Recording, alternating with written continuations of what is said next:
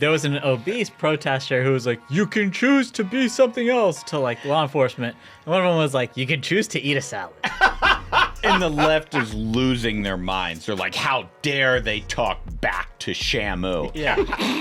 I just don't understand how Donald Trump's been on this stage for 10 years and you're still asking him questions like that. Like Donald Trump is going to negotiate against himself in public and say, you know what? I might not do something. What do you know about Donald Trump? Everything is always on the table till he gets in the room and he makes you shake his fucking hand. Bingo. Yeah. Dude, that's it.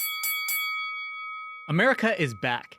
Thanks to President Trump and leader John Thune's working family tax cuts, we stopped the biggest tax hike in history. But that's only the beginning. The big, beautiful bill also cuts taxes on tips and overtime, secures the border, finishes the wall, and protects Medicaid for Americans, not illegals. Leader Thune and Senate Republicans got President Trump's conservative agenda done, providing real relief for every hardworking American that's up early and home late. We're bringing manufacturing jobs back home and making America great again. Tell Leader John Thune and Senate Republicans thank you for delivering President Trump's agenda. Learn more at onenationamerica.org. Ladies and gentlemen, your attention, please. Keep the faith, hold the line, and own the libs. It's time for our main event. Good Tuesday to you. Welcome back to the Ruthless Variety program. I'm Josh Holmes, along with Comfortably Smug, Michael Duncan, and John Ashbrook. Left to right across your radio dial. As always, we are here in the nation's capital. I hope you're vacationing somewhere. It's August, for crying out loud. But we're grinding it out. We're doing our thing. A lot of stories to talk about. You're going to have a banger of a show here. Wanted to follow up on one thing that we talked about last week. Okay. And it was the whole DC crime thing. Oh, yeah. And it has played out very predictably. Yep. Very predictably. In fact, if you listen to those shows, we pretty much told you how it was going to happen, and then also how it was going to become sort of a model for the nation. We'll get into that in a minute, but we've got a lot of stuff for you. We're going to recap the whole Putin summit situation that happened on Friday, along with the Zelensky visit, which happened yesterday. Put it in context for you. At least give the fellas point of view on all of that, because you're not going to get it in the mainstream media. I mean, Jesus, H. I mean, it's just awful. Yeah. I mean, their coverage has been just egregious. It's incredible. Well, it's almost like you have like a 1987 version of foreign policy that they're explaining to you, like, oh, you don't platform. It's like, dude, shut the fuck up. Yeah. You know what I mean? Like, none of it makes sense. Anyway, you're going to get the fellas' point of view on all of that, but I thought we would start maybe perhaps with a little bit of a crime, because there's good vid. Yes, there's very good vid. I like this. This is, I think Duncan found this, right? There's good vid. So my guess is that you scattered across this country took note, obviously, that the President of the United States was going to do something about the nation's capital in terms of crime or whatever. You've listened to the program. We said this is going to be pretty significant. What you didn't understand is like what's happening in local news and what's happening like with all the interactions, because it's real and it's happening. And we've got the stuff. So you want to just start with videos? Yeah, I think we should start with the video, because I think the people protesting that were trying to stop crime in D.C., it's some of the best content we could ever find. It's incredible. All right, clip one, please. This is at a D.C. metro. Yeah. People booing law enforcement. Yeah. On the metro escalator.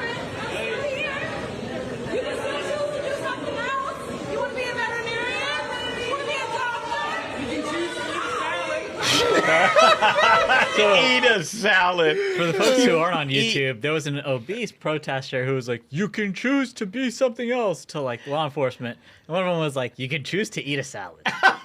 And the left is losing their minds. They're like, how dare they talk back to Shamu? Yeah. You're not allowed to do that. You're simply supposed to throw them fish. That's the thing. It's like, it's so typical. And for so long, these people were indulged. Their little temper tantrums, them being whiny babies, of telling everyone, no, this country has to be mediocre for me because I'm mediocre. I think that anything should go and I shouldn't have to have any consequences for my actions. Right.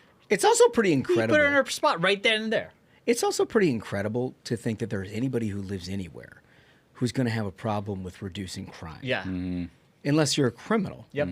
You know what I mean? Like it's It just makes no sense. they're like, boo, go back, be something else, and it's like, I don't know, you're fat. I mean, that's like the That's basically what literally it's the textbook definition of Trump derangement syndrome, where it's like Trump says crime is bad. I must say Trump is wrong. Crime is good. It's like every position he takes, no matter what it is, they're going to take the opposite. That's why he's 80-20 on so many issues, because he can be like, guys, I think we should stop crime. And Libs will be like, no, crime is good now. We support crime. it. We love crime. Crime is unique to our neighborhood. Yeah, it's incredible. What makes us us. You can't make it up. It's what makes us us. All right, clip 2. We got to play a second clip here, but just set the table on all of this. Oh, you guys are ruining this country. You know that, right? Liberals already ruined it. Hell yeah. Okay. Hell yeah. Okay, can we see some badge work, guys? I need some badge badge work. work. Oh, badge work? Oh yeah. Get Okay. Some badge work. Oh, can I see some badge work? Yeah. I'm a paid antagonist who's more interested in stopping the people stopping crime than anything. So I'm going to see some badge work. Can we get a Medal of Honor for that officer? Seriously. Who said to him straight up like Libs already ruined it? Yeah, but I Done. I think to Smug's point, and you see it there, it's really not about crime. It's like maybe this looks good for Donald Trump that he's able to stop crime. They hate that. Therefore, They hate that. I hate that. Yeah. I hate that. Which is amazing. It's so nuts. They're willing to literally burn down this country, let people get murdered, robbed, raped, as long as they can be like, no, Trump is wrong. America's already great. In this house, we believe that crime should be legal. Get the hell out of here, man. It's incredible. But if you gave truth serum to like 80, 85, maybe even 90% of Democrats, they would admit that this is good. Yeah. Of course they would. Of course they would. You Well, notice those who actually want to serve the country, for sure. Right. But increasingly, there's not a lot of them. No, I think there are. I think in fairness, there are a lot of them. No, they're just dude, very no. quiet. Nope. I have Because I think they're just held hostage by the 10% of their party who are out and out communists and socialists Yeah. who live up in fucking Maryland and boo police officers on the metro. Like, Yeah. they're not leaving. They're not living in. I think it's- They're not living in Anacostia. It is my point. very interesting to see Mariel Bowser, mayor of DC's reaction to all of this. And she has said, like, I don't love it. I don't love Trump, blah, blah, blah. But she has been a little quieter than I maybe expected her to be. And I think that's kind of because agree. Right. she's hearing from people in the neighborhoods who are like, wait a minute, I can drive down the street and I'm not going to get killed now. Well, Right. on that score, and I think, old man, you're the one that flagged this for us. I was watching some local newscasts after the golf tournament on NBC. Yeah, somehow Scotty Scheffler won again. I'm Yeah, shocked. weird. You're telling me for the first time. Yeah. Couldn't have predicted that. He was down 6 shots on Saturday. Figured out how to win the thing. But anyway, I was totally glued into that, and the news came on afterwards, and I was surprised that like the take of the local news. First of all, it's the biggest thing in DC ever, and that they're like federal takeover. It's like new graphics and all kinds of things. Yeah. But I was surprised by the take on some of it because it's usually dogmatically pretty liberal, as you would imagine. A city that votes 92% for the Democratic Party, like Right. they reflect some of that back. Not necessarily the case here, and I think you flagged an interesting article. Yeah, I think it's fascinating because the dichotomy you see from, say, like an MSNBC and how they're covering this Trump federalization of Washington, D.C. versus local news, it's night and day. It's night and day. This is from WTOP. If you're familiar with the D.C. area, this will be familiar to you. The headline here, this is, again, local news. Yeah. The city has really went to hell. Some D.C. residents want police help. Oh, shocking. Yeah. Because I was told on MSNBC and CNN that this was unlawful. Yeah, nobody wanted it. And everybody's protesting it. That's crazy. More from the article. Shortly after President Donald Trump announced that the federal takeover of the D.C. Police Department, WTOP spoke with shoppers at Hechinger Mall in Northeast D.C. Northeast. Yeah. No, it's a place that has a lot of crime. it could be a rough area. Yep. Right? Something needs to be done was said by nearly every person who agreed to be interviewed on the record and by those who just wanted to share their opinion over the next 90 minutes. I mean, wild. And These people aren't booing police officers on the No. metro. Here's the thing. I think that the key line there is on the record. People wanted to say on the record that crime is a problem and we would like safety. Remember, last week, the Washington Post, they had a quote on background. The person would not reveal their name, and that person said, no, the city is fine. Yeah, of course. So the dichotomy there between local news covering the conversation of people on the record and the Washington Post covering the conversation of libs off the record, I think, should be noted. Well, here's a vignette here, more from the article from WTOP, because this tells you everything you need to know. A lot of residents shared stories on how crime in D.C. has affected their lives, from their son's murder my God. during a carjacking to a group of teenagers slitting the throat of a friend. Yeah. That's what it's DC's just like. terrible. I'm told crime's down in Yeah. this city, though. Oh no! If you listen to the MSNBC pundits, they're like, Yeah, "Oh, the whole right. town's just like a big country And this club." is just Yeah. a reporter going to a mall, right? Just one it's not mall. like seeking out victims of crime. I mean, the last one was a manager of a 24/7 Best Tobacco and Wireless. Tells you about the part of town that they operate in. Like, right, you need some smokes and a burner. I mean, you know it's- where to go. It's horrible. Like they talked to the guy who works there, and he said between 30 and 40 teenagers trashed the store last week. He no longer feels safe working there. He says, "quote I think that we need it. The city really went to hell." It's like, man, there's no one who works at a tobacco and wireless store, I think, who feels safe. No. At work, I don't think there's ever been a case. If you're at a tobacco and wireless store, you never feel safe. But it shows you you might as exactly. well be on the front lines Yeah, of a major seriously, it's like international you're- conflict. But it shows you, and Holmes, you talked about this last week on the episode, but like it shows you why this federalization of law enforcement in D.C. is so important for Donald Trump, because what he's doing is he's serving these low-income communities who have a lot of crime that the Democratic establishment has been ignoring. Yep.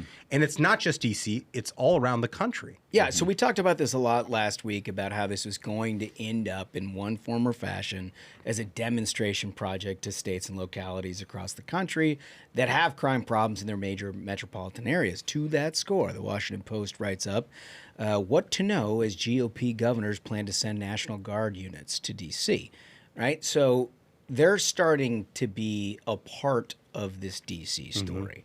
And if you think it's just about trying to curry some favor with Donald Trump or whatever, like that's what the libs will tell you is happening. It's not. What it is about trying to figure out and get some real-time info from people that are stationed across this country about whether this is working or not, whether this is a way that you can actually make a lot of cities that have been uninhabitable because of crime habitable again. And that's what's happening. So National Guard troops in D.C. may soon be armed. Separately, GOP governors say they'll send their own troops to the city. I think, Smug, you flagged this article. It seems like it's a pretty significant development. Yeah, and I think this is the thing, is what the left really fears, as always, is that Trump is going to succeed. And that what we're going to see is decline in major U.S. cities is a choice. It's one that the left has made over the past decade. It's the one Americans have had to suffer with, and Trump is going to show a model of we don't have to have our cities in decline. Yeah. It's that simple. It's totally true. And we're going to find out how this works itself out. But my guess is it's going to be a lot more adoption of this kind of thing than the libs would prefer. Oh, no. Oh, no. When we come back, we're going to set our viewpoint on the Putin-Trump meeting last Friday, the Zelensky meeting on Monday with European leaders, try to give you a better context for everything that it is that you're seeing because, frankly, you're not going to get it anywhere else right after this. Hardworking Americans know when it's time to roll up our sleeves and get the job done.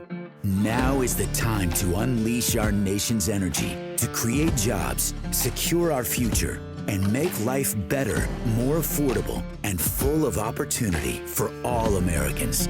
That's the power of America's oil and natural gas.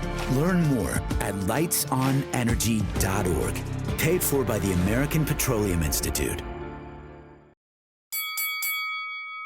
Okay, so look, there's a lot of people out there. The news is omnipresent about this big summit that happened in Alaska between President Putin, President Trump. It was everywhere. Everybody had hot takes, which it is what it is. And then on Monday, you had the entire European Union and Vladimir Zelensky in Washington, D.C. And people are like, they're trying to figure out, one, why they give a shit, but two, like, what is this? And I don't know. We got some takes that I think if you listen to last Thursday's episode, was it Thursday or Friday, where we did the full breakdown of the Friday. It was Friday. Friday's episode, where we kind of explained what it was that is the Trump doctrine. And I think in a way that you're not going to hear anywhere else because, look, there's a lot of people that don't kind of understand this, haven't watched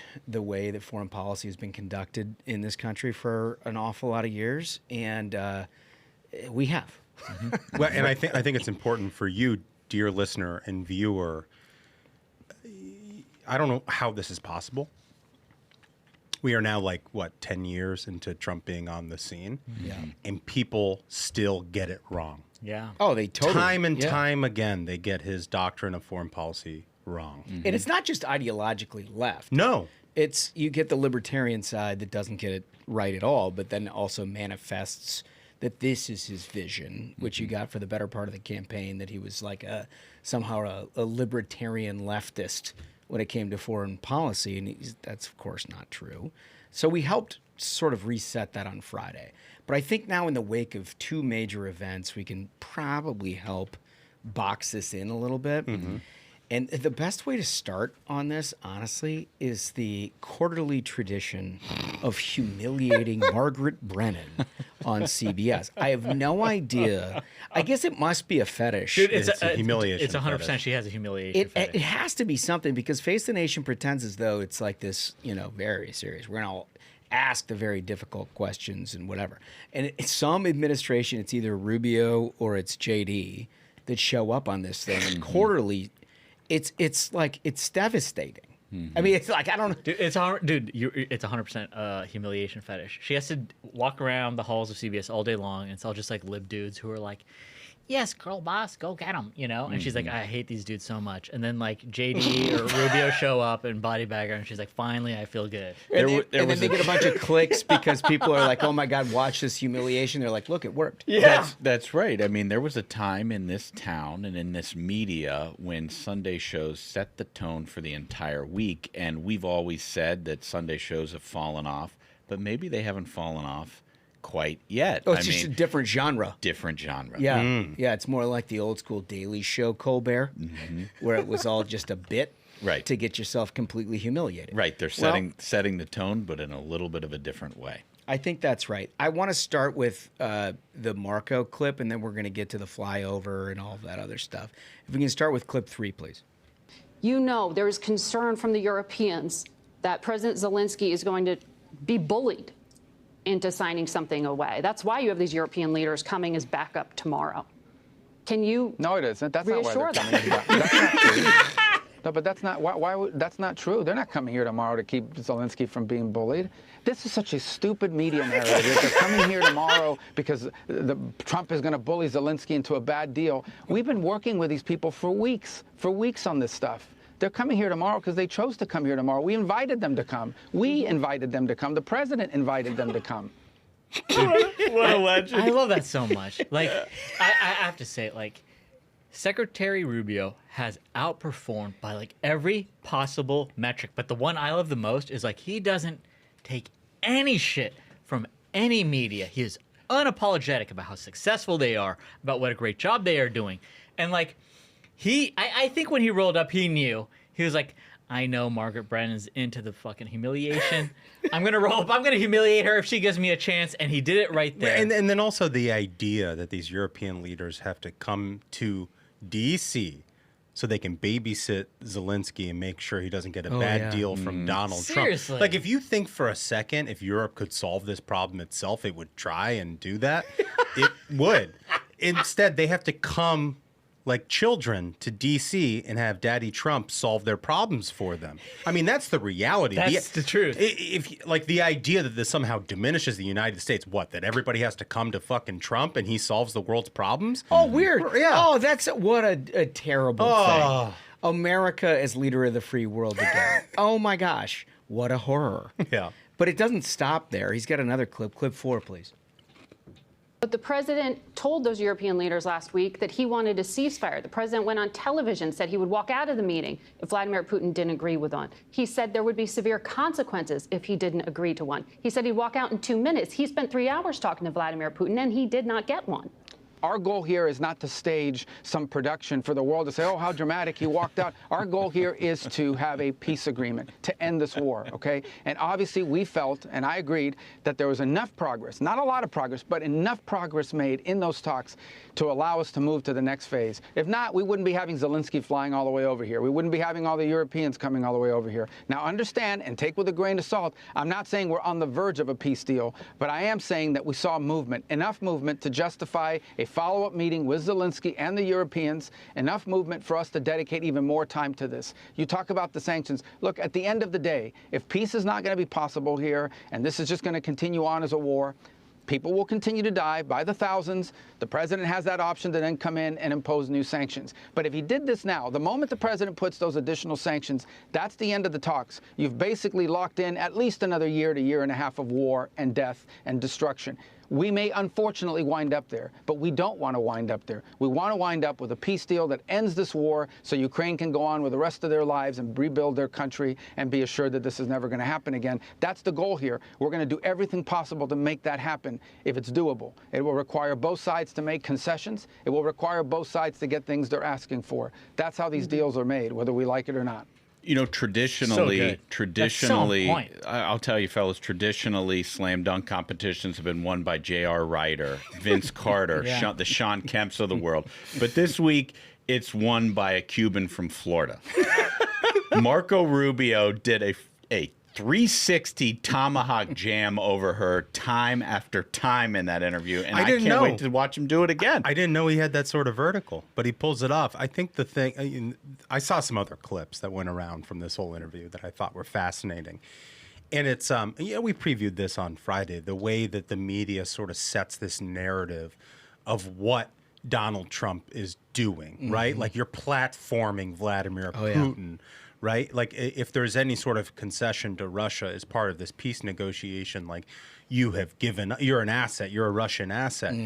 And Rubio also disabused her of that notion entirely, where it's like he invaded a country, like he's on the world stage. I don't know, I'm not platforming, Vladimir Putin. He's been president of that country forever. Also, the rest of the world is fucking asking for it. Yeah. Right. You know what I mean? Like they pretend as though this is some kind of like a narcissistic showdown that Trump has somehow taken upon himself. I give him a lot of credit for giving a shit. Frankly, he gives a lot more shits than I do. Like the idea that you've got this faraway war, one way or another. I understand there's an awful lot of American commitment that has gone into it. But you look at it and you're like, okay, well, Russia's paid a heavy price here. No matter what you think about where this is going and whether they're making inroads in Ukraine, whether they need peace more than the Ukrainians do or not, they're paying a heavy. This is Russia's Vietnam. Like this is happening in real time. The fact that we give any shits about it, I think is a great credit to Donald Trump. There's some integrity involved in that. He told people he wanted to bring this to an end, and that's what he's trying to do. And so the whole idea that you just sort of like reset this thing into this State Department bullshit where people are like platforming. Oh, you have brought him to a level on the world stage, right? Or like I was on Brett Baier on Tuesday, and I think I told you last show where there was a Democrat that was making the argument that you never have a meeting with a world leader without an agreed-to memorandum of what comes out of it. Because that's worked super well. But that's the perfect example of how foreign policy has gone wrong for so many years. And you see the Euros still sort of do this. And we saw this on Monday, where every single one of them starts their remarks with like, I just want you to all know that our main goal is peace. We fucking got it. Okay? I got it. Peace. I got it. You don't need to say it. What moves the ball a little further towards that? The only person who's talking about that are people like Marco Rubio and Donald Trump, where they're going to and be willing to go meet with Vladimir Putin. They don't know what he's going to say. They don't know. But perhaps they can move him just a little bit one way or another, where the ultimate goal is peace here. Yeah, I don't remember the mainstream media talking about platforming when Hillary Clinton had her reset button with the Russians. I don't remember that. Did they talk about platforming in that context? Because I don't remember it. Or when Obama told Medvedev he has more flexibility after his election with He's like, Russian I'll transmit policy. to Vladimir. Yes. Yeah, right. Exactly. Or the current MSNBC host wearing a pink Russian hat. This whole thing's being a like, farce. Hey. But that's what it's designed to do. And that's what I think, like, the core of what we're trying to communicate to you all is so much of foreign policy is a kayfabe. It is professional wrestling, where they design things to appear as though they are whatever they are. Each constituency from the country that they represent have like one piece that they pre-check with everybody, that they're like, look, I need to tell my people I said this. And they're like, okay, that's cool. That's cool. That's cool. And then they start with, we all want peace. And you're like, okay, well, that's cool too. Like, none of it moves the ball any further down the road. Well, because all of those people who are saying that they want peace on the left or in the legacy media, their version of peace is Vladimir Putin goes home and they have an unconditional surrender. Yeah, right. And we've been, which is never going to happen. Right. We've been supplying weapons to this war for 3 years or more, and it has not happened. Right? How about the fact that the guy he wanted to go meet on American soil? What does that tell you? Where are the thought pieces about the fact that the president of Russia got in a plane and flew to American soil to meet with an American president because he wanted to discuss what the American president wanted to discuss, which is peace in Ukraine? How about that being something that is like worthwhile of global attention? Like, it is. It just simply is. That's not true, Holmes. America was back when Joe Biden was president, and we had endless war and no peace. But I mean, just contrast the two. Yeah, right. Where you've got Joe Biden stumbling around the European Union, he's taking a shit on things, he's doing falling asleep in summits and like can't make his meetings because it's like afternoon. You know what I mean? Right. Yeah. Like, that's basically where we were. And now all of a sudden you get to a situation where you've got a president of the United States who's like, I don't know. I can't dictate the outcome. And they said this for 72 hours leading up to that meeting. I don't know what he's going to say. Here's what I'd like him to say. White House said it. Carolyn Levitt said it. President Trump said it. They didn't know. But it was a worthwhile endeavor, and one that their European allies were saying, please do it. Please do it, because we're nowhere near it. And then all of a sudden they have a meeting on Monday, which after the Putin meeting, everybody's like, oh, the body language. Oh, it looked like Putin got what he wanted. Dude, it felt like first term Trump stuff. I saw on CNN, I was like at breakfast with my kids on Saturday, and CNN had a body language expert on to dissect the Putin-Trump meeting. It was hilarious. It's unbelievable. Yeah. Can I don't want to cause you problems, but as a body language expert, I just want to bring this up. So, if you look at the way Margaret Brennan is behaving, I think she undid a button on her blouse talking to her. Oh, no. Come on. I noticed that in the Smart. video. Folks, you can go look at that. Jesus, you're gonna I think get it's a thing. absolutely Dude, hammered I for mean, this. people can get mad, but I think there was. How long were you saving this comment? I was thinking about it, and you guys were making like good points, and I was like, I don't want to step on all these like good points and ruin it. I by, noticed like, you were bringing it up. you were laughing under your because breath. I couldn't stop thinking about it. I was like, dude, she like unbuttoned a button on the blouse. No. No. Come on. Boom. There's the proof. Come on, dude. Come on. I'm just saying, dude. I got a Don't lot hide it with a picture-in-picture. I was right. Jesus. It's okay, Margaret. You got to deal with all the fucking lame-ass MSNBC people, and a real man shows up. What a hilarious. Wow. We were trying to have a serious discussion here. I just had to be honest. Thank you. Thank you, Smug, for your leadership in derailing the segment. My God. What an... Tell me I'm wrong. I got to be honest. I It's don't clear. even know. The proof's in the pudding. The photo's right there. I see you, Margaret. But, I mean, look, all right, so hold on. there is things that happened after you get what you were saying the morning after, body language experts and the New York Times filled with like, a platforming and like did the U.S. get what it needed? Maybe it was a failure. That's my favorite. Failure. Maybe it's a failure. Okay, well, I guess trying to bring peace that's a failure. Like, there is no such thing as failure. It's either like a continued war or an attempt to bring it to an end. And if it brings you a little bit closer, who knows where it ends, but it's certainly not a failure. But that's the way it was dubbed. Listen to clip 5. President Zelensky, you look fabulous in that suit. I said the same thing. Yeah, you look good. I said the same thing. Yeah, looks good. I said to the one that attacked you last time. See, now he's I remember that. Yeah, I apologize to you. You look wonderful. No, my first question for you, President Zelensky. In the same suit. Damn. You see, I changed. You are not. Dude, so, I mean, That's all good. of a sudden, like, the actual people who matter in this discussion are sort of getting it. There's a levity to it. And there's a levity, and people know how to handle it. I mean, this was a meeting that looks stylistically identical to the fallout that we covered here on the program last spring, where Zelensky gets dressed down by JD and by the president, and it goes poorly. The world community is like, oh my God, the sky is falling. He's like not looking totally prepared. He shows up in this suit. The guy that asks the question last time around comes back and says, hey, you look pretty good in the suit. And he's prepared for it. Like the whole thing was prepared for it. Like but there's a graduation here in this conversation that I don't think can be ignored. And that's like a superfluous issue to the grand things of war and peace, but it's something. I like Zelensky more now because he attacked the journo. Well, that's what I'm. That's a great way to get people on That's your what side. I was going to say. How about world peace breaks out because everybody wants to dunk on the journal? Yeah. That's the what did he common say? thread. You're in the same suit as you were last time? Yeah. Or something? That's fucking hilarious. I mean, dude, there's just stuff here. And now if you listen to Trump here in clip 6, a little bit more flavor.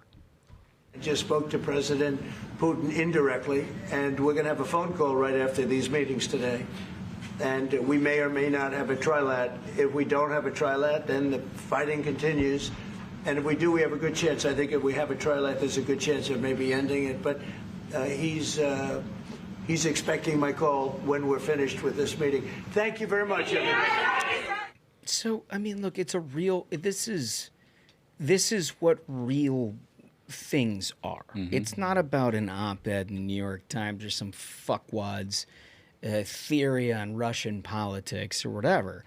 It's that the president of Russia came to U.S. soil to meet with this guy 72 hours later, which, by the way, incredible schedule that President Trump is keeping. Got home at like 3 a.m. in the morning. Yeah. Has to reset and go back Monday morning with this cat. I mean, think of the dichotomy between Donald Trump and his schedule and Joe Biden. Great. You know, we had Great. Hunter Biden talking about, well, if you give Joe a melatonin, he's going to be catatonic for 18 hours. 18 days. It wasn't You know? 18 hours. Right. And Yeah. and Donald Trump is out there doing all of this stuff. And like, this is the price of peace, right? Is like having a commander in chief who can actually do all of these things in a short period of time and spin plates, right? I mean, like, this is Great what point, it takes dude. to actually do it. You can't have a guy like Joe Biden who's barely awake for 6 hours and Elizabeth Warren's staff is running the administration. Yeah, and you mentioned Joe Biden, and what I don't remember seeing over the weekend are extensive Washington Post and New York Times think pieces about what Vladimir Putin said, that war would have never happened without Joe Biden in the White House. I don't remember seeing an analysis from them on that. Yeah. No. I thought that was a pretty big news item, and they just blew right past it. And I just think that there's such a like when your foreign policy establishment that's like pre-memo clearance and whatever is controlling a narrative of something, it just misses something entirely. I mean, I remember when I was a kid, and I was too young to actually appreciate the significance of all of this, but like Bill Clinton was doing the Camp David reports. Arafat. And all of those, Ariel Sharon, like the big negotiation in the Middle East at the time. And it was very unpredictable about how that whole thing was going to play out. But everybody was just over the moon about the process of it all. right? There was no pre-cleared memos. There were just like people are sitting down, and that's the most important part. Now we're in an era where it's like, oh, we're back to a pre-cleared memo. And like that thing didn't work out in the 90s, in large part because the pre-cleared memo didn't fucking matter once all of them went back home and they were like, nah, we're actually professional revolutionaries. We don't have a job if we can't actually try to kill Jews every day. You know what I mean? Like that's the way that thing ended. This thing is real in that it's a real discussion. It's something that these two parties have to try to come to grips with in order to make some kind of a deal. Would a deal get made? I don't know. Trump doesn't know. Zelensky doesn't know. Putin doesn't know. But they're trying. And that is so much different than Joe Biden and the rest of these morons. There's no more like zombies and a bunch of fail sons surrounding a zombie. This is real. Yes. It's just, I think that all of the rest of this stuff, it starts to fill in a little bit more. Can we go to the next clip? Clip 7, please. I don't think you need a ceasefire. You know, if you look at the 6 deals that I settled this year, they were all at war. I didn't do any ceasefires. And I know that it might be good to have, but I can also understand strategically why, well, you know, one country or the other wouldn't want it. You have a ceasefire and they rebuild and rebuild and rebuild, and, you know, maybe they don't want that. But if you look at the 6 deals that we made peace and you know, long-term, long-running wars, I didn't do any ceasefires. Would I like the concept. You know, I like the concept of a ceasefire for one reason, because you'd stop killing people immediately, as opposed to in 2 weeks or 1 week or whatever it takes. But we can work a deal where we're working on a peace deal while they're fighting. They have to fight. I wish they could stop. I'd like them to stop. But strategically, that could be a disadvantage for one side or the other. But all of these deals I made without even the mention of the words ceasefire. What it shows is an adult conception over a dynamic situation that and look, you can make an argument that we shouldn't be giving this much of a shit about it's not our problem in a lot of different ways. You can make that argument. The reality is that Donald Trump doesn't like war. He doesn't. Like, he's more than willing to take action on something in American interest that keep us safe. We've seen that with Iran twice. We've seen it throughout the Middle East. Turn Soleimani into salsa. Like, the guy does it. Yeah, you see that. But he really goes out of his way to try to broker peace where one could argue, like, is this really America's role or not? But he feels like as long as he has the capability of doing that, because he has restored America's role as leader of the free world, that it is worth the trouble. And that is what puzzles me so deeply about where this foreign policy establishment or the professional left has found. These are people who, like, came to power 50 years ago as like the peaceniks. People who were like disapproved of every foreign involvement after Vietnam that the United States has ever made. And yet you've got the first president here sitting before us who's actually exercised what their claimed ideology is, and they're finding problems with it. Because they claimed to be peaceniks because there were so many people in the country who wanted peace, but what they really were was leftists who wanted America to be a communist country.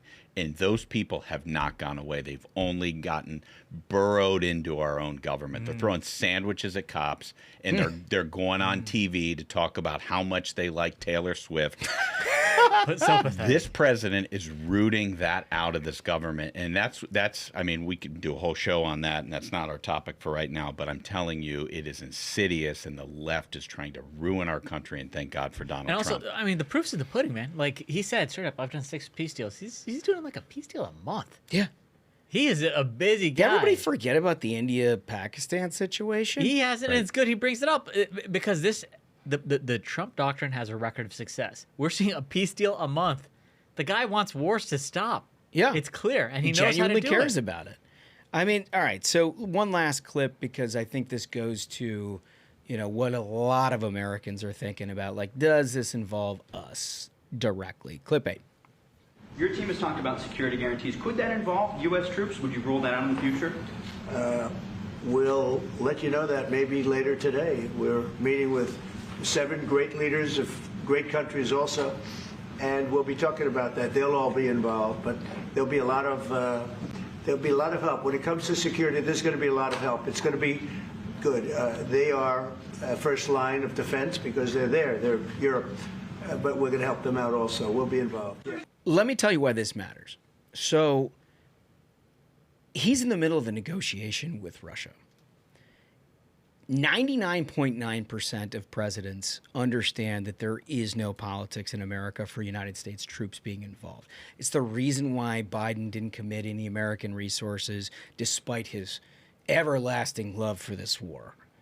It's the reason why every single politician on TV is like, well, but no boots on the ground, yada, yada, yada.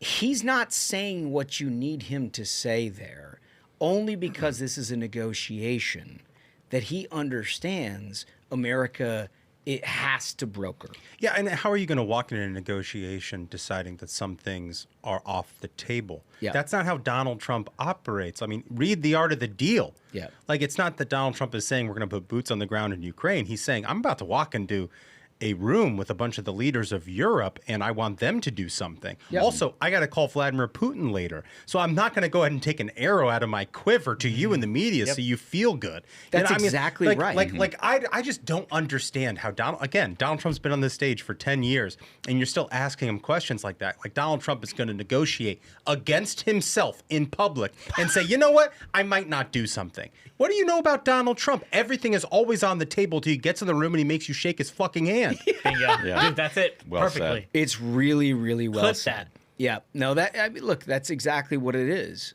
So I guess our question of the day to all of you, and we just laid out sort of our view of how this whole thing has gone. I don't know where it's going to go from here, but I do know that all of the European leaders that were here, who are not pre-programmed to say nice things about Donald Trump, I think the president of Finland said, boy, we're in a very different place thanks to your leadership than we've ever been. I think he said we've made more progress in the last 2 weeks than we've made since the inception of this war. Straight up just said that. Right? I mean, he just cut to the chase. Huge. That should be the headline, by the way, should be. that you're reading as you're listening to this show.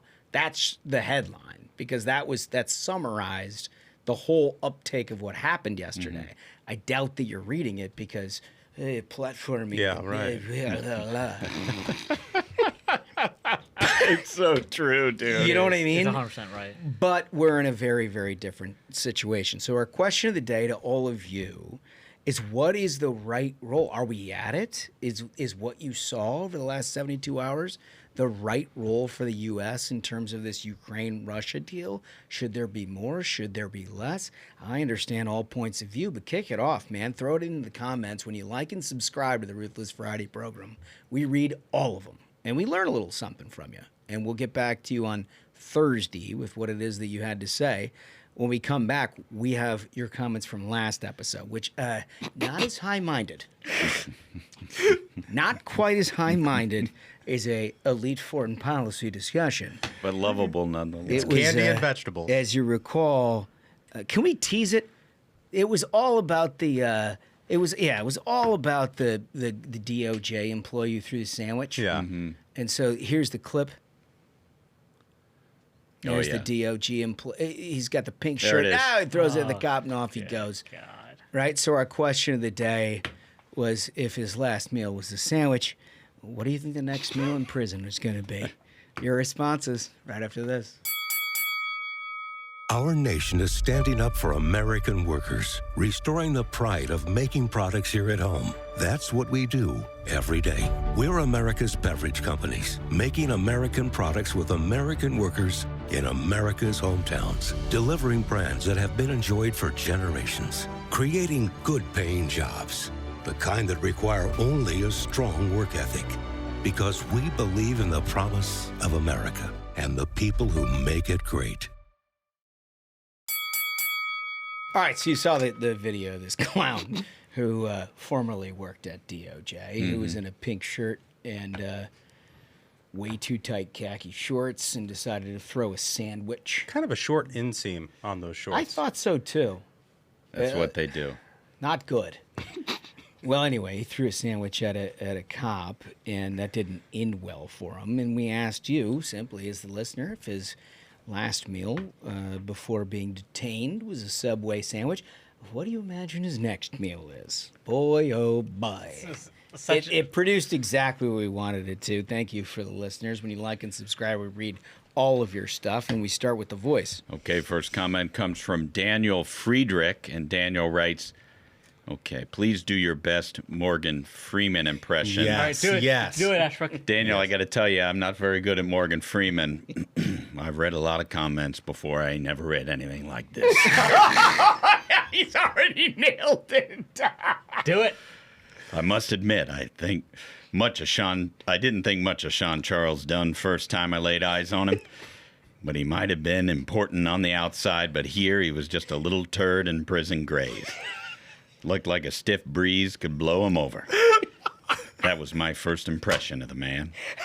Sisters have taken a real shine to Sean, especially Boggs.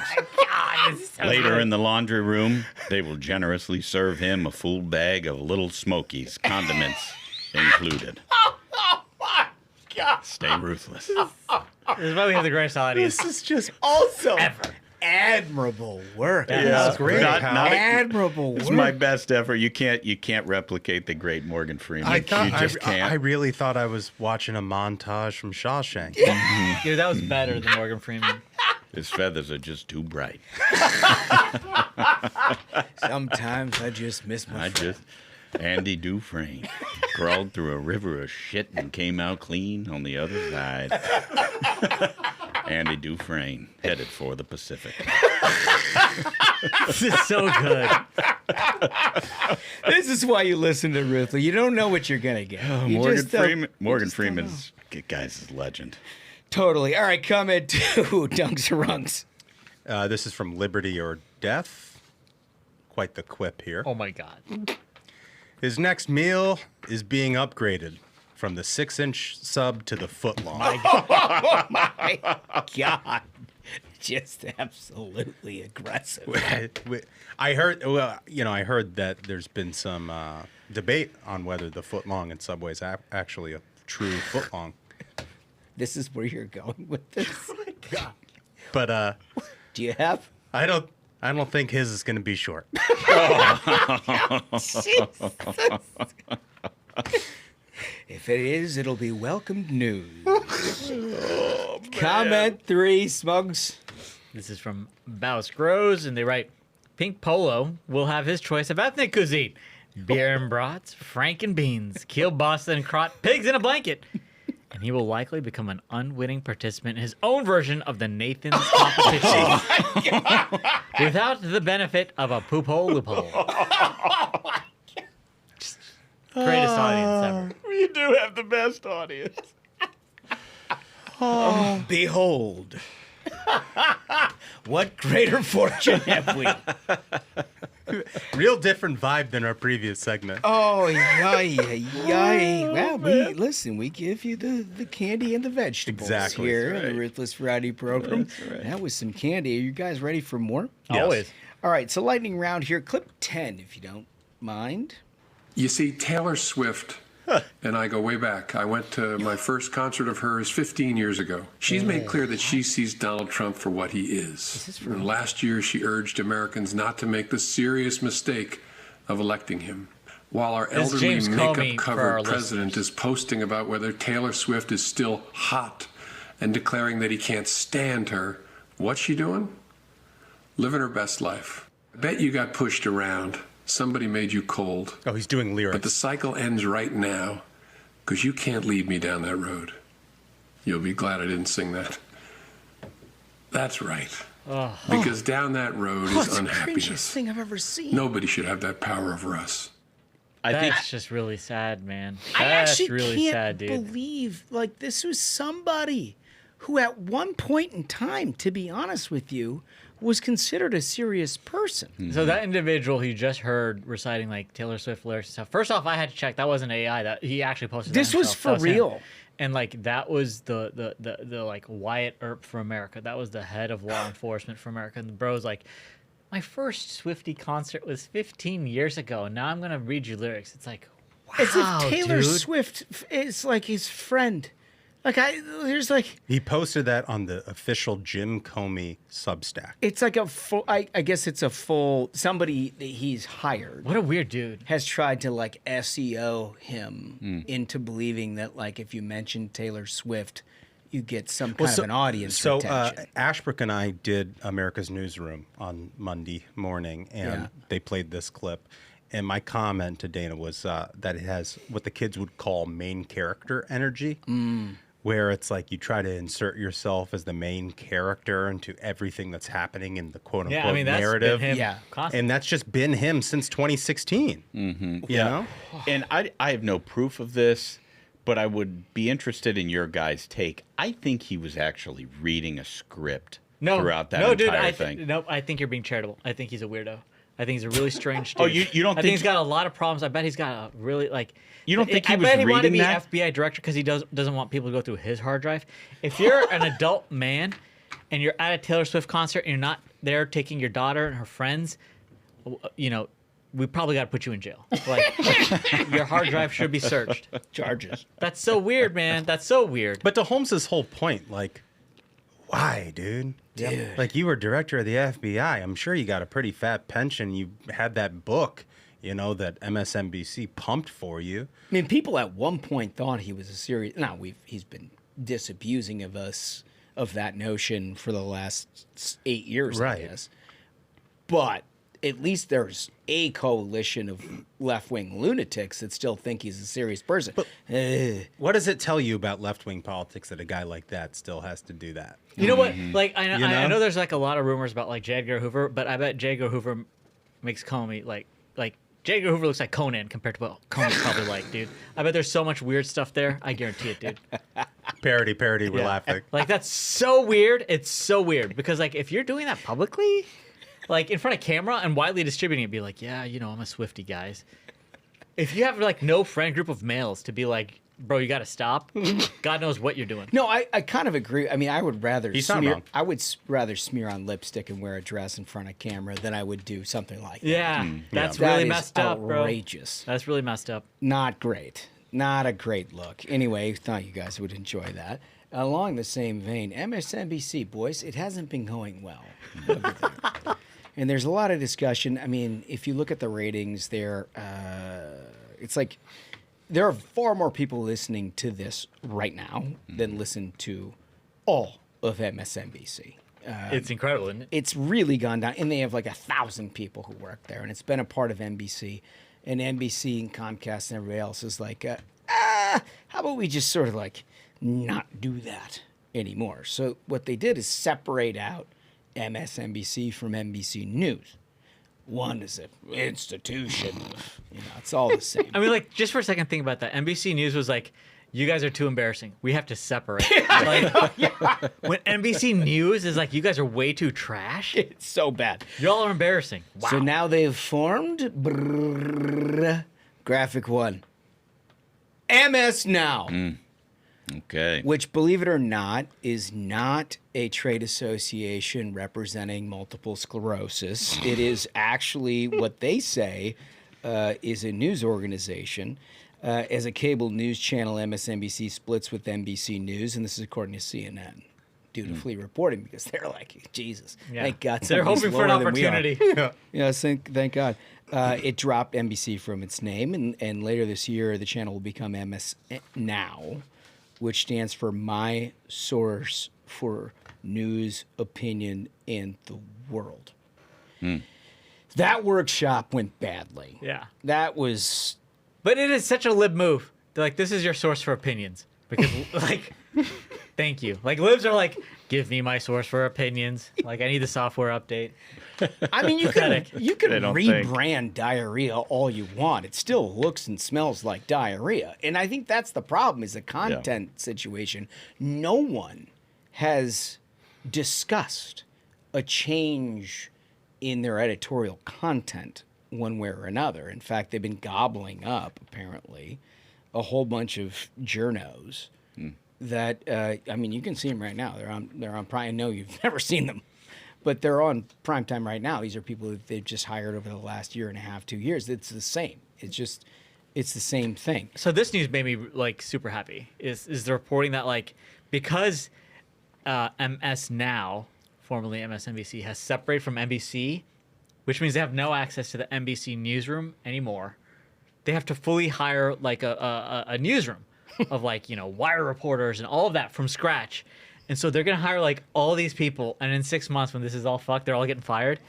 Like, that's going to be a great Christmas present to me. It's going to be like CNN Plus. I'm going to celebrate so hard when all these people are leaving. They're going to be like, this is because like Donald Trump killed democracy or whatever. I can't wait, man. This Christmas is going to be so good. I just love that NBC corporate basically pushed MSNBC out like a college shacker. You know? Here's your T-shirt for the road, MS Now. Enjoy. That's funny. MS That's Now. funny. That's funny. And it's not advocacy for multiple sclerosis, just to be clear. Anyway, that is what it is. There's some fat news, fellas. Let's hear it. Oh, really? Yeah, the Wall Street Journal's got in on this. In an Ozempic world, fat acceptance activists question whether or not obesity is even the problem. Come on. Yeah, no, it's a real think piece. It's incredible. Yeah, we've gotten deep on this. In the world of fat activism, the O words, overweight and obesity, are expressly verboten. They can't even say that? That's because advocates and fat studies scholar, there's a fat studies scholar, by the way. Is that a tenured position? Well, I don't know. According, it's a paper of record. Does it come with a meal plan? Oh, yeah, Jesus. Wow. They want to destigmatize and accommodate fatness. Their preferred term, fatness, I guess, is their preferred term, which is unbelievable if that's what they've chosen. Anyway, and push back against the view that overweight or obese people should somehow be abnormal or deceased. Now, a third problematic O word has emerged, Ozempic. From the perspective of these activists and scholars, the hype around GLP-1 agonists, for which Ozempic has become the catch-all term, only dials up the pressure to lose weight. So these people go on to explain that their whole identity and what they do for a living is to just sort of like represent the fats. Yep. And like Ozempic, which has made a bunch of fat people not fat, has caused a real problem. And you know what? Like, they need to get the memo. America's done with mediocrity. Like, we have to be honest. Like, we're done with this, like, because here's the thing, is this whole culture of, like, fat shaming and fat acceptance, it's extremely, extremely unhealthy. All this is saying is, like, listen, you know, we don't want to use the O word, obesity, because we think it's fine if you get diabetes and you're getting your foot cut off. And we're going to create a culture where, like, yeah, it's fine not to be healthy, and you can go to Disney, and we're going to tell you where you can eat, like, more sugar and more butter and things that can make you in a worse and worse situation. And, like, we're going to accept as America, because the whole world's conception of America is, wow, that's the country where everyone just is super fat and unhealthy. And accepting that mediocrity, not only is it horrible spiritually for a country to be like, yeah, we're fine with mediocrity, but also our healthcare system is buckling under the amount of all, every You say taxpayer buckling? is under the weight Thought they were unbuckling. of all of this. They're buckling under the weight. Under the weight. I just think it goes back to the eternal, like, reoccurring theme here on the Ruthless Friday program, which is that there is an organization for everything. Well, an organization for everything, but also specifically a nonprofit industrial complex that exists to persist itself. Yes. Right? Like, this would be like the same as the American Medical Association being like, I hate this cure for cancer. Yeah. You know what I mean? And that's what's scary, is because, like, the medical establishment's been somewhat captured by this for years. And the Institute for Peace, like, they need some wars happening in order to get some grants. We covered at great length Big Tree, Christmas tree, right? And how upset they were about artificial trees. Exactly. Because Big Tree would be out of work if you just all had artificial trees. Exactly. Organization for everything. So here it is. Yeah, I think we've got a quote here. I don't know which one of you guys wants to use this one. But I want to read it. Okay. This is because this is so pathetic. This is, quote, Ozempic is 100% making things worse for us. said Tigress Osborne. Tigress. Yeah. Is that a given name? Seriously, like executive director of the National Association to Advance Fat Acceptance. That is like probably the number one group that should be disbanded. Like, think about that. Like, why are you trying to increase fat acceptance? Like, that is just straight up telling people, we want you to get diabetes. We want you to get your foot cut off. We want you to have worse health outcomes. We want every American taxpayer to pay for you to have worse health outcomes. That is horrible. How do you have, like, that era, by the grace of God, is done. We are over that. We are so done with that. America doesn't have to be like everyone.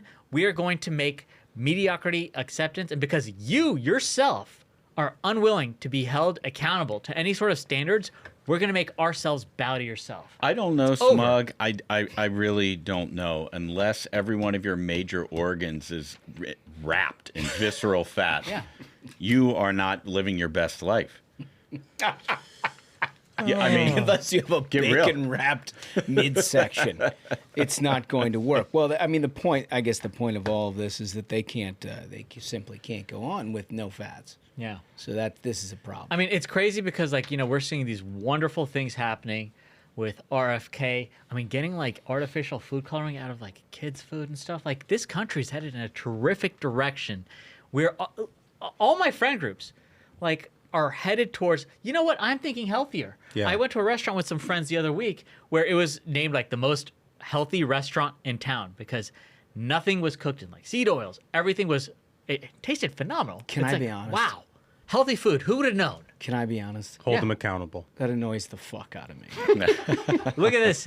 Someone's on the payroll of Big Fat. No, I mean, look, Big Fat's powerful lobby. They haven't gotten to me yet. But I will say I'm also equally annoyed by this. Dude, you and your missus, come with us. The food was terrific. Oh, my wife it is was all so good. into the Maha stuff, dude. Yeah. She's all into it. But I'm just saying, like, that's it. You'd like a chicken wing here and there. The vanguard of this, similar as my wife, the vanguard of Maha is the conservative women who are going to save this country and make all of us healthy. Because, like, if it was up to me, like, when my wife's out of town, bro, I'll be honest, I'm eating pizza and Taco Bell. Like, I'll be real. I'm not going to lie. It's like when she's in town and she's making, like, lean food and protein and everything. Yeah, we eat healthy and she likes that. But thank God we have that. Because on the other side, they've got the National Association of Fats. I totally appreciate the idea that we are all thinking healthier and that we've got some insight into shit that everybody's just consumed that may not be good for you. Love it. I think that's a great thing. You can make your choices. Can you stop talking about it? Like, I don't need 8,000 Instagram feeds about like the wood chips outside of your house that are somehow going to give you fucking stage 5 cancer. Dude, you know what I mean? Like, I just can't. I'm so deep in the tunnel. Like, I'm at this point, I'm so crazy, bro. No, like, I'm super crazy. About yeah, no, you've always been this way. I'm kind of with you, Holmes. I don't want it. Like, no, I want to get crazier, bro. No, we should get super crazy. Look, we should all make healthier choices, and we're not going to be stigmatizing anybody. But I like to treat my diet or what I'm going to eat sort of like a Catholic. You know, like if I've been bad, I have to go to confessional. Oh, yeah. And eat a salad. Yeah. But I don't post it on Instagram and talk about how great of a person I am because I had it. See, it becomes an identity. It becomes an identity, I which I agree hate. with that. You don't need to transmit it to the world. It is the same I think you thing. should And I guess the roundabout thing is it's the same I can appreciate thing that. Yep. as the National Association of Fats. Yep.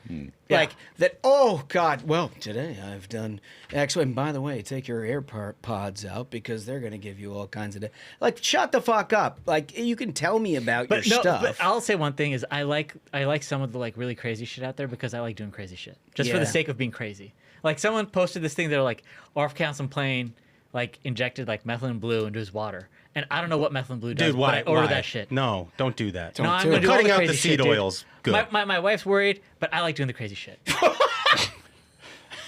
I advise everyone just do the crazy Smug's shit. Smug's gonna end up like one of those pigs with blue insides.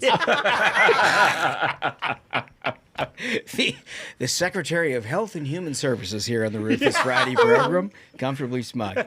Another thing that caught our eye, This thing is perfect. We've been critical of ESPN over the years. Rightfully so. And they made a change at some point 4 years ago where they decided not to just do cultural commentary. It was like Jamel Hill and all that stuff or whatever. They made the greatest show in all of sports, NFL primetime, unwatchable for a period of time. How tough is it to do that? Yeah, it's very hard. They moved off of it and like they've gone back the other way. I still like the show.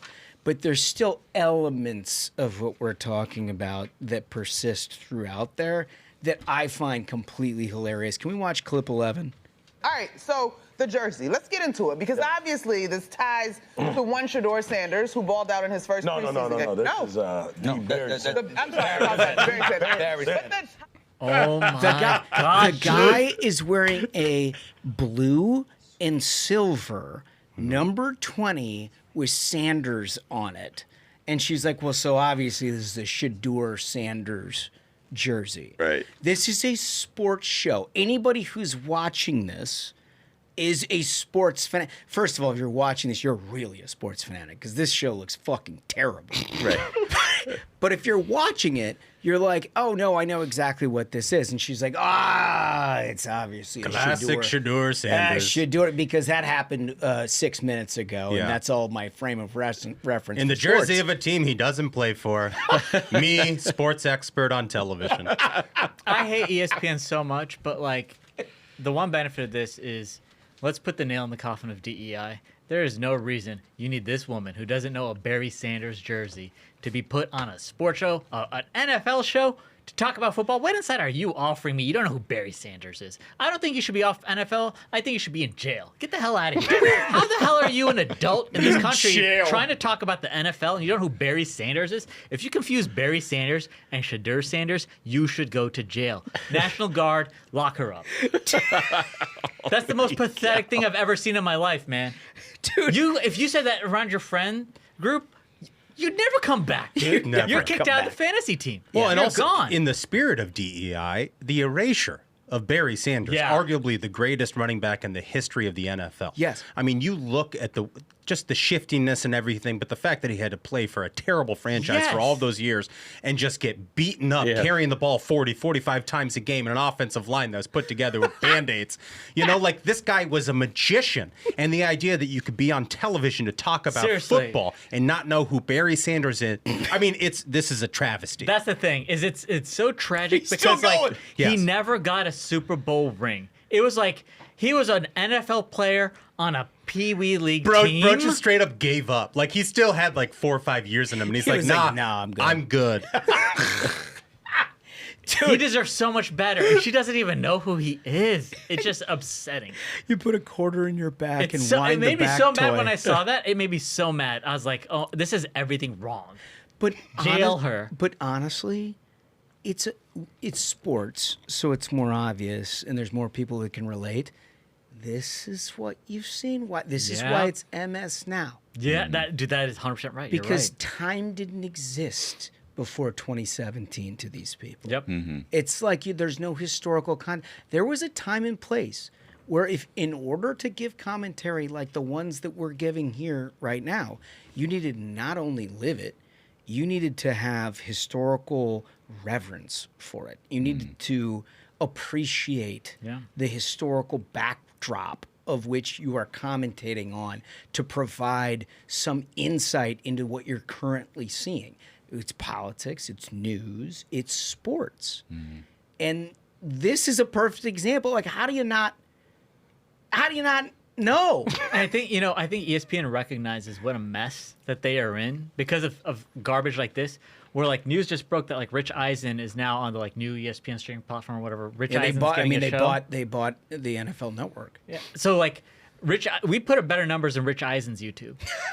And they're like, shit, still bring him in. I love Rich Eisen, but like, man, they need talented. a lot of help. Yeah, Rich Eisen's talented. He is. He's very talented. I actually have because loved him hopefully for this is a years. recognition for ESPN. Like, we're in such a bad place. We got to go back. Got to do something. But if they ruin Red Zone, we riot. Yeah. We're going to make January 6th look like a tea party. Yeah, they cannot. Just a warning. Do not. It's not a warning, it's a promise. It's a promise, bro. Don't ruin it. Do not ruin it. All right, so remember our question of the day. What is the right role for the U.S. in the Ukrainian-Russian deal and a peace deal with Europe? You like and subscribe, and you can give us your comments. We read all of them. We learn a little bit about it, and then we'll give them back to you, cultivated on Thursday. With that, folks, I think we did it. I think so. Absolute banger of an episode, gentlemen. Thank you so much to the Minions. Remember, if you have not yet, subscribe to the YouTube. It is more fun in video. So until next time, Minions, keep the faith, hold the line, and own the libs. We'll see you on Thursday. Stay ruthless.